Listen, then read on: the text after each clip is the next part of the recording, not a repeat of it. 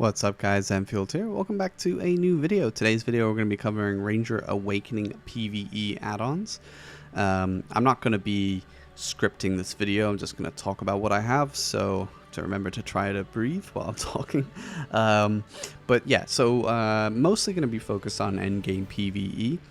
We are going to talk a little bit about early game, and I'll timestamp it so you can, if you're only interested in like early game Awakening Ranger PvE add-ons, there should be a timestamp so you can skip to that.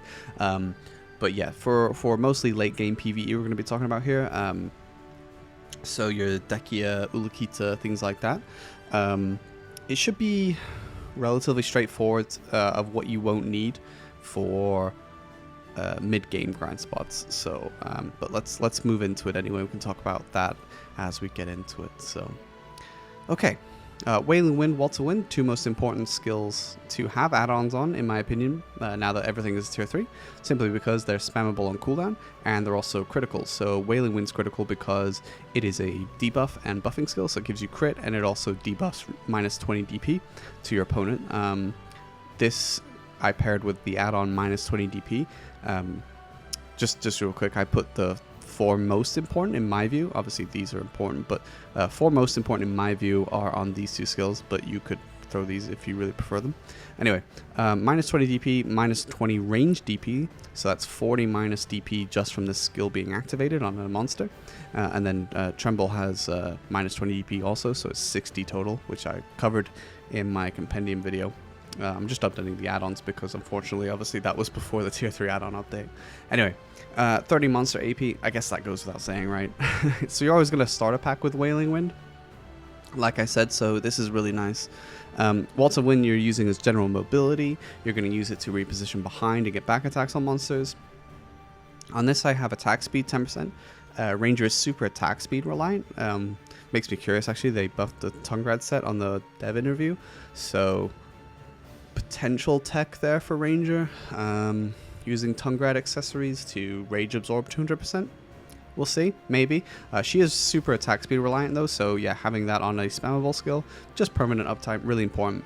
You also get attack speed from regeneration and Vine Knot in-house, but add-on wise, this is nice to have. Critical hit rate, mostly Waltz of Wind, Wailing Wind, and Tempest benefiting from the critical hit rate. She's pretty good on critical hit rate, but it is nice to have it up all the time for these skills, because a lot of extra damage, especially because you use Waltz of Wind so much. Critical hit rate doubles your damage, so yeah. Now, the remaining 4. Okay, so you might have noticed that these are exactly the same. There is reason for that.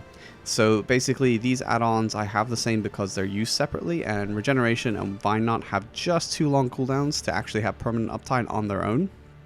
Regen, you would have 11 seconds, and then Vine Knot is 8 seconds. So yeah, excuse me. So basically you might do like Regeneration and then use Elven Rage like you would in PvP, so they're okay to have separate add-ons.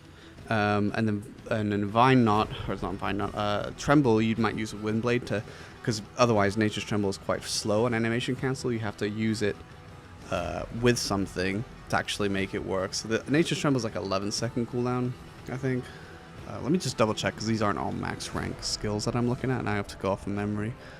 Windblade is 8 seconds, yep, so I was right, because it doesn't have an extra rank. Regeneration also doesn't have an extra rank, so that should be correct. Yes, just Tremble, 11 seconds. Okay, yeah. Just checking.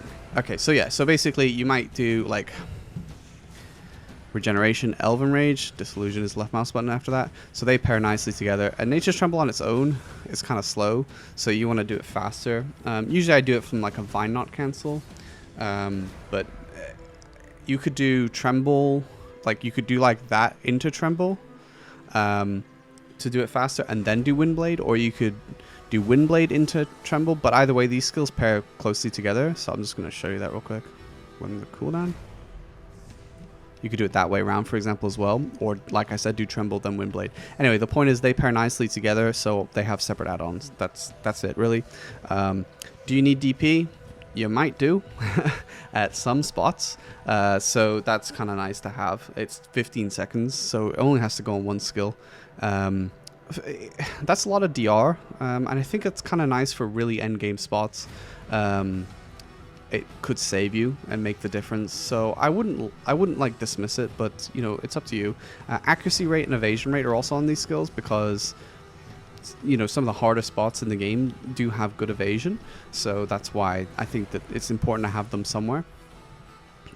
You won't have minus evasion rate all the time because of Tremble's 11-second cooldown, but it's only 1 second off, so I don't think that's the end of the world.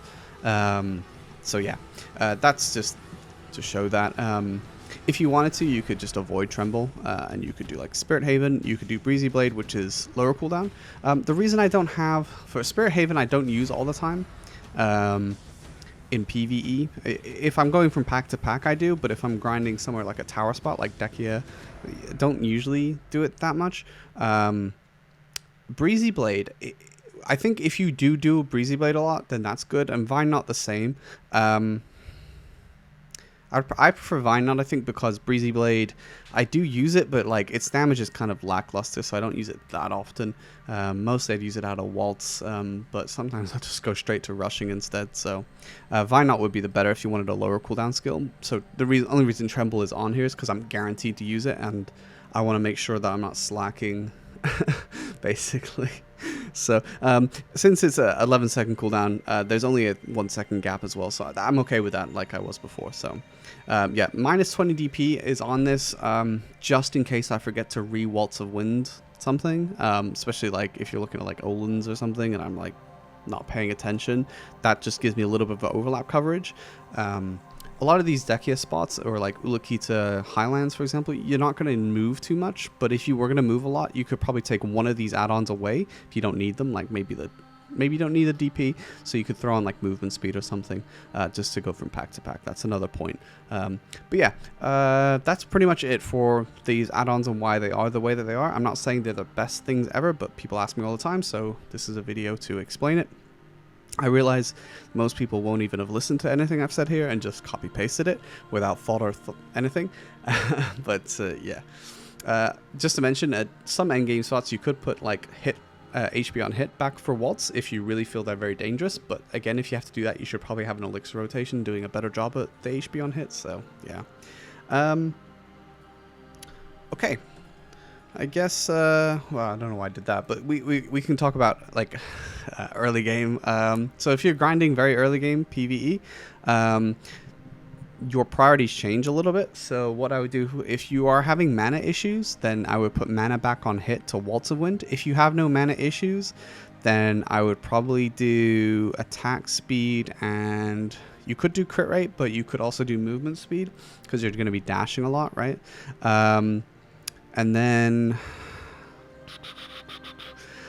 you know, I'd probably do regen, and then I would do something with regen, and then I'd do like Spirit Haven for, I don't know. I think AP against monsters, just even though some grind spots you'll one hit, maybe, you know, maybe if you're lower end, it might help a little bit.